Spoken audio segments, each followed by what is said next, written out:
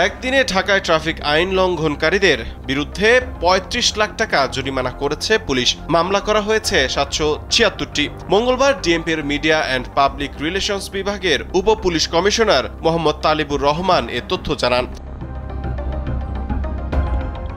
বেশ কয়েকদিন ধরেই যানজটে নাকাল ঢাকাবাসী। সড়কে শৃঙ্খলা ফিরিয়ে আনতে কাজ করছে ঢাকা মেট্রোপলিটন পুলিশের ট্রাফিক বিভাগ। এর ধারাবাহিকতায় যারা সড়কে বিশৃঙ্খলা সৃষ্টি করছে এবং আইন অমান্য করছে তাদের বিরুদ্ধে ব্যবস্থা নিচ্ছে দায়িত্বরত ট্রাফিক পুলিশ। এর মধ্যে একদিনে আইন লঙ্ঘনকারীদের বিরুদ্ধে অভিযান পরিচালনা করে ৭৭৬টি মামলা ও ৩৫,৬,৫০০ টাকা জরিমানা করা হয়েছে। যমুনা স্মার্ট রেফ্রিজারেটর, স্মার্ট লাইফে স্মার্ট রেফ্রিজারেটর।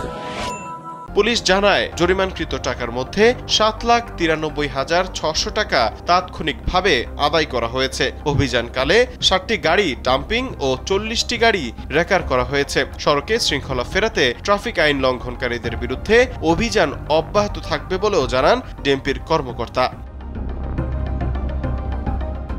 এর আগে রোববার ট্রাফিক আইন অমান্যকারীদের বিরুদ্ধে ৮৭০টি মামলা ও ৩৫,৭৯,৫০০ টাকা জরিমানা করা হয়। এছাড়া ৬৪টি গাড়ি ডাম্পিং এবং ৬০টি গাড়ি রেকার করা হয়।